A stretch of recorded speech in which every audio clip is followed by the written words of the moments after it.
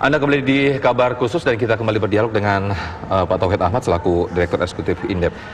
Hingga saat ini bagaimana dampak ekonomi atas merebaknya wabah corona ini atas analisa Anda, Pak Tauhid? Ya, saya kira memang kalau kemarin dalam beberapa hari ini seluruh lembaga pemeringkat atau lembaga dunia itu sudah mengkoreksi pertumbuhan ekonomi dan sepakat bahwa untuk tahun 2020 ini pertumbuhan ekonominya jelas di bawah 2,5, bahkan sampai kalau nanti ke krisis sampai pandemi dan krisis berkepanjangan bisa di bawah 0%. Itu McKinsey sampai menyampaikan itu beberapa hari lalu. Nah, menurut saya memang mungkin kita tidak separah itu karena kita masih punya basis konsumsi yang kuat. Tetapi bahwa penurunan dari pertumbuhan ekonomi kita sebesar 0,3% disampaikan oleh Kementerian Keuangan, menurut saya kita akan jauh lebih parah daripada itu karena pada waktu diumumkan itu pada saat kita belum terhit secara langsung, belum kena langsung. Sekarang sudah terdampak langsung, saya kira sudah jauh lebih besar daripada itu.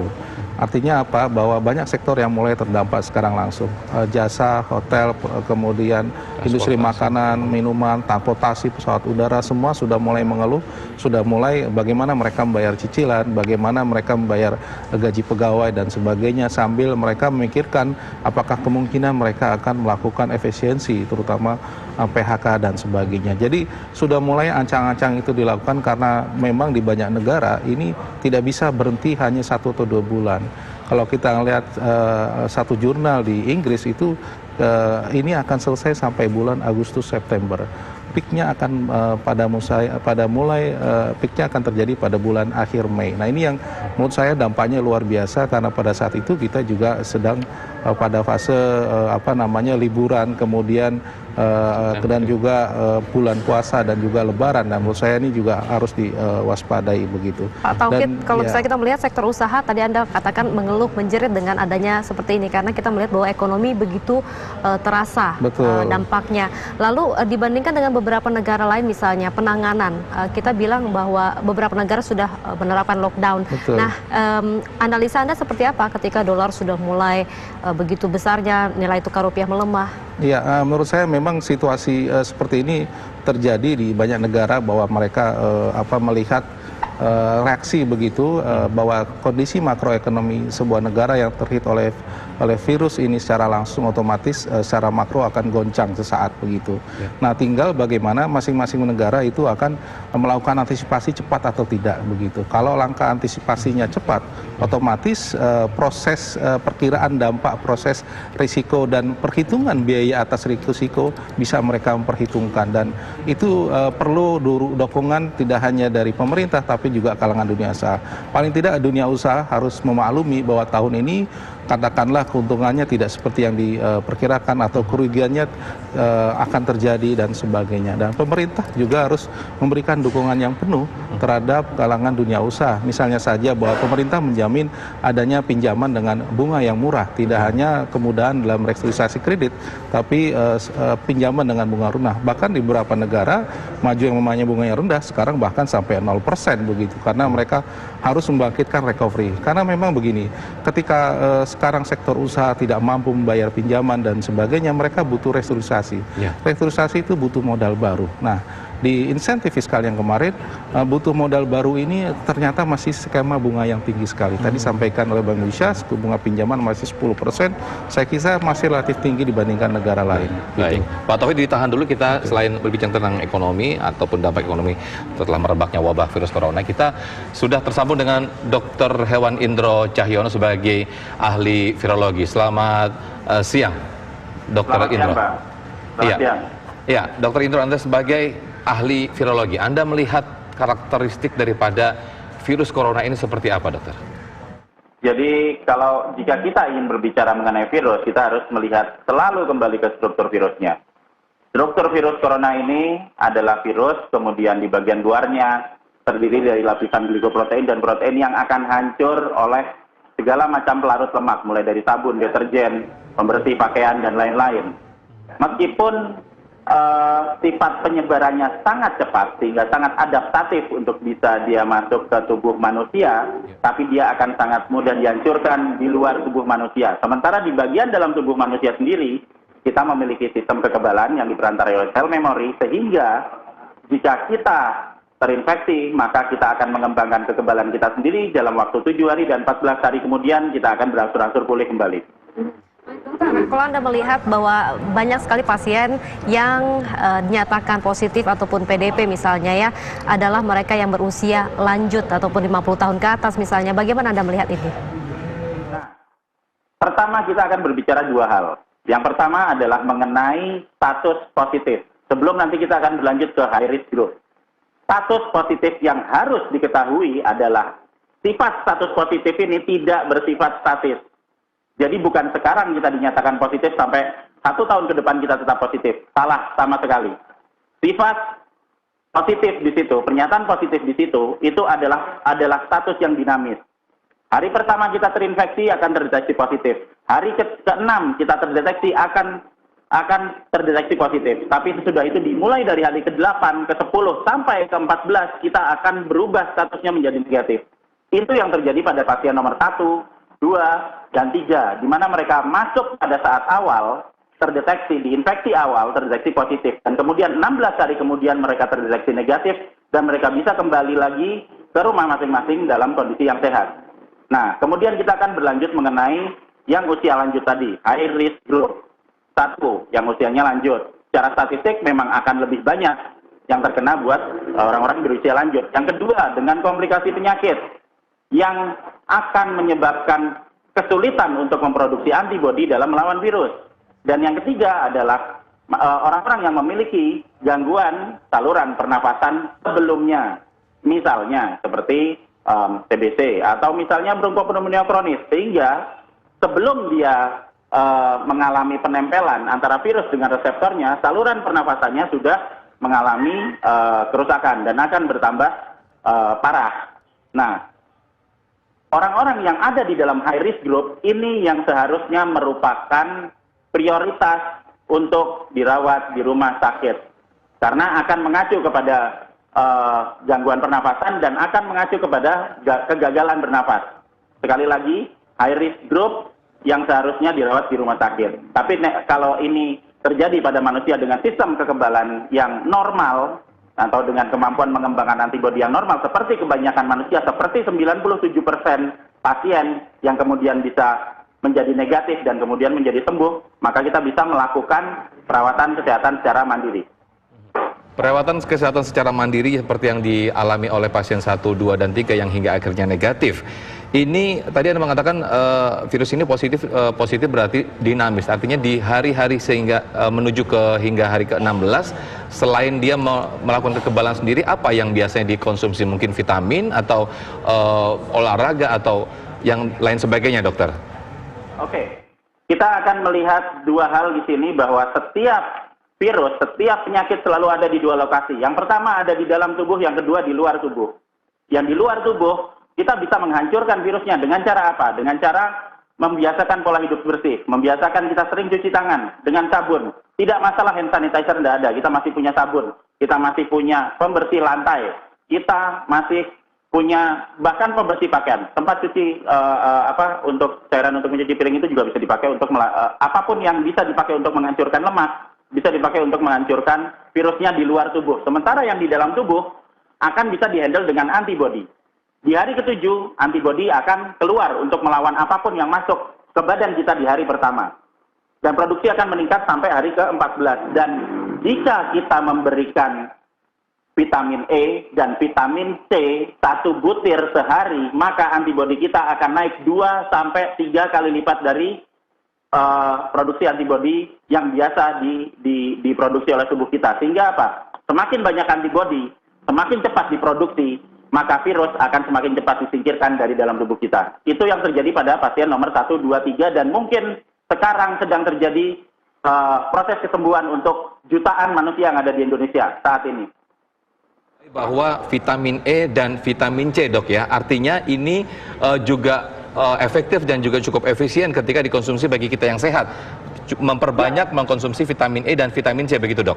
Betul sekali, betul sekali. Okay. Jadi vitamin E itu fungsinya nanti akan mempercepat produksi sel-sel meristematik. Jadi sel-sel yang sifatnya selalu harus diperbarui. Misalnya apa? Misalnya sel-sel sperma, misalnya sel telur. Sehingga kalau misalnya ada anggapan bahwa nanti kalau kita mau supaya bisa jadi lebih subur, kita harus mengkonsumsi vitamin E. Juga untuk kulit. Dan itu juga berfungsi untuk memproduksi antibodi. Baik, Dokter Indro, kami ingin penasaran juga karena banyak sekali yang menyebar informasi di media sosial bahwa yang berbahaya adalah bukan hanya dari luar tubuh kita ataupun dari dalam, tetapi apa benda-benda yang kita pegang. Nah, dari pantauan pengalaman dokter, dari riset itu berapa lama sih dia berada di satu tempat dan membahayakan buat kita? Oke. Virus memerlukan media untuk bisa bertahan hidup. Virus tidak akan bisa memperbanyak diri di luar tubuh manusia.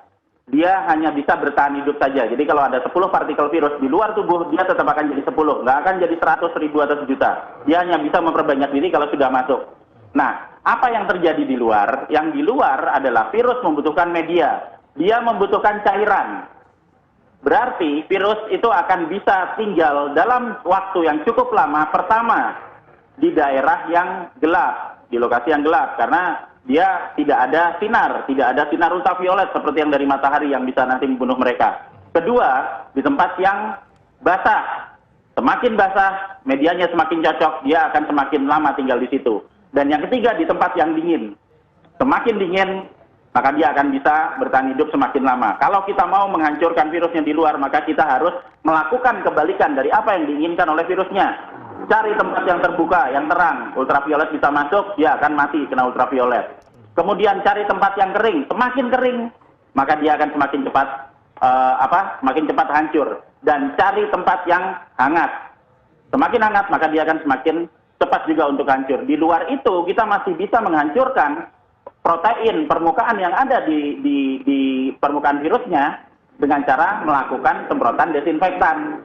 Jadi kalau misalnya kita bisa membuat semprotan pelarut lemak sendiri gitu.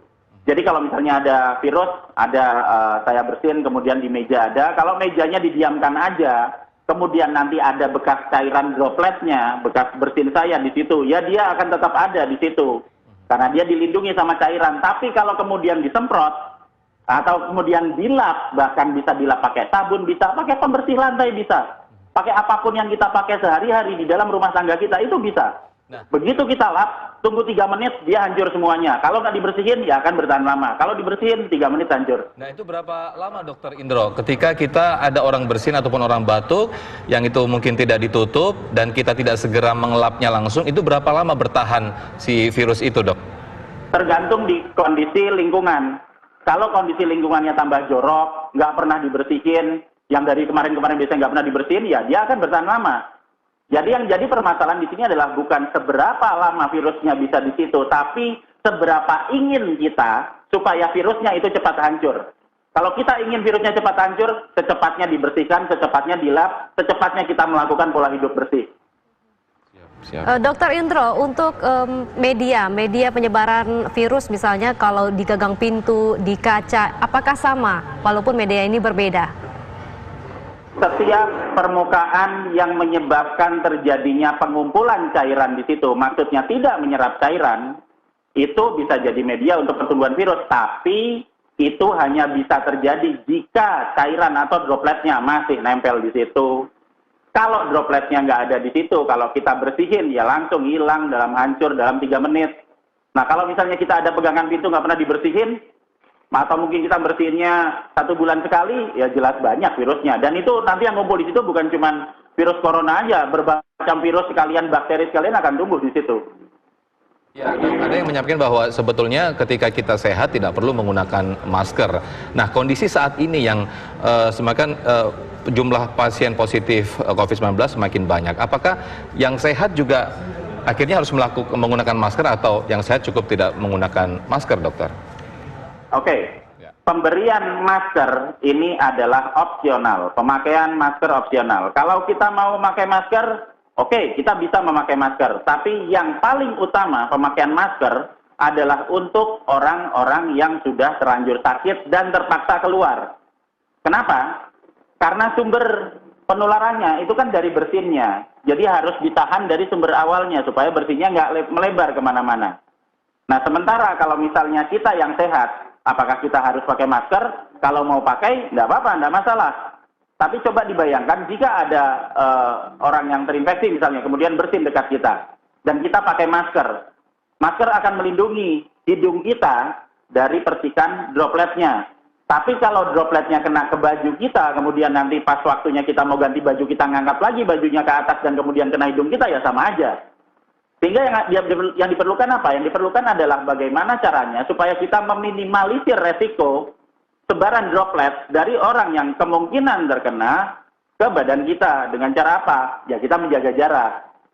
Social distancing itu cukup efektif karena kita tahu droplet dia menyebar di radius 1,5 meter.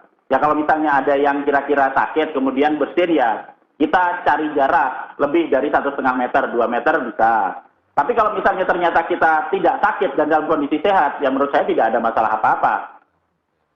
Ya dok, sekarang kan sedang digalakan orang untuk bisa membuat sendiri hand sanitizer. Bagaimana, apa saja kandungannya yang aman, atau kembali yang Anda katakan tadi, cukup pakai sabun tangan ataupun sabun mandi saja? Yang mana yang bagus ini dok? Oke, kembali lagi ke situ. Kita akan kembali ke sifat virusnya. Sudah banyak sekali penelitian, kita juga bisa browsing jurnal yang ada, bahwa glikoprotein itu akan hancur dengan banyak pelarut lemak. Mulai dari sabun biasa, mulai dari sodium, natrium hipoklorit yang ada di pembersih pakaian, itu juga bisa. Terus kemudian mulai dari cairan fenol atau kresol yang ada di pembersih lantai, itu semuanya bisa dipakai. Jadi kita tidak usah terlalu terpaku pada bahwa harus ada satu macam produk ini atau harus ada satu komponen tertentu yang bisa dipakai untuk menghancurkan virusnya. Hampir semua pelarut lemak bisa dipakai. Dan jika kita ingin mempelajarinya lebih lanjut, ayo kita sama-sama mempelajari. Di situ ada ratusan sekali jurnal yang bisa dibaca mengenai efektivitas dari setiap konsentrasi pelarut lemak yang ada untuk membunuh virus beramplop termasuk COVID-19. Berarti saya konfirmasi lagi, tidak harus mesti mengandung alkohol ya Pak? Artinya bahkan sabun pel sendiri ketika dicuci untuk digunakan untuk tangan masih aman begitu ya Pak ya? Betul sekali, betul sekali. Tidak harus alkohol. Kalau ada ya bagus, kalau tidak ada nggak usah khawatir. Kita bikin sendiri, pakai sabun bisa. Kita bikin sendiri, bahkan pakai cairan pelarut buat untuk nyuci piring itu kan jelas dia bisa untuk melarutkan lemak. Diencerkan ya kita pakai sendiri juga bisa dipakai. Sama sekali tidak masalah. Baik. Dokter Indro, pertanyaan berikutnya adalah ketika seseorang dinyatakan misalnya dari positif kemudian negatif, tapi tiba-tiba ada positif lagi. Ini terjadi di beberapa negara, dok. Apa yang menyebabkan demikian? Oke, sekarang kita tadi sudah mempelajari mengenai dinamisme dari status virus di dalam tubuh kita. Pada saat kita terkena pertama kali, maka hari pertama, kedua, ketiga, keempat, kelima, mungkin kita terdeteksi positif. Kenapa? Karena masih ada virusnya di dalam tubuh kita. Kemudian di hari ketujuh, antibodi mulai diproduksi. Masih mungkin terdeteksi positif. Tapi pada saat antibodi sudah mulai dikeluarkan untuk nanti menetralkan virus yang ada di dalam tubuh kita, maka status kita dalam waktu 2 minggu akan berubah menjadi negatif. Nah, sekarang pertanyaannya, jika orang yang sudah pernah terkena infeksi virus kemudian keluar lagi dari rumah dan jalan-jalan menuju ke keramaian, dan di mana di keramaian itu ada sangat dimungkinkan terjadinya paparan virus, pertanyaannya apakah kalau ada orang yang sudah pernah terkena virus kemudian dia keluar, apakah dia bisa terkena paparan virus lagi? Jawabannya ya, bisa kena. Tapi orang yang sudah pernah kena dan dia sudah memiliki data di sel memori yang kemarin dimasukkan dalam waktu 7 hari, jika terkena kembali maka antibodinya akan keluar dalam waktu hanya 24 jam, bukan 7 hari. Sehingga orang yang akan terkena kembali, reinfeksi kembali, jika diambil positif, ya benar positif. Hari pertama, hari kedua diambil positif, benar positif. Hari ketiga, keempat, kelima dia sudah negatif. Jadi, baik, Dokter Indro, penyebab orang yang ketika dinyatakan positif lebih berbahaya ketika dia punya histori penyakit yang misalnya pneumonia atau hipertensi, ini risikonya jauh lebih tinggi, betul demikian dok? Betul, makanya mereka termasuk ke dalam grup dengan resiko tinggi, high risk group. Dan kalau kita mau melakukan pencegahan untuk mengurangi mortalitas atau fatality, ya kita harus secepatnya mengidentifikasi mana keluarga kita yang bisa dimungkinkan terjadi atau masuk ke dalam high risk group. Dan kita bisa melakukan pencegahan. Apakah selama social distancing ini berlaku, mungkin lebih baik di rumah dulu karena punya potensi besar kena. Tapi buat yang lain, Ya saya harapkan kita juga sama-sama menjaga supaya kita tidak terinfeksi. Tapi bukan berarti bahwa kita harus panik. Tidak. Baik, itu salah satu himbauan untuk kita semua agar tidak panik. Terima kasih dokter atas waktunya. Mudah-mudahan wabah virus ini segera berakhir. Terima kasih Pak. Ya, selamat siang.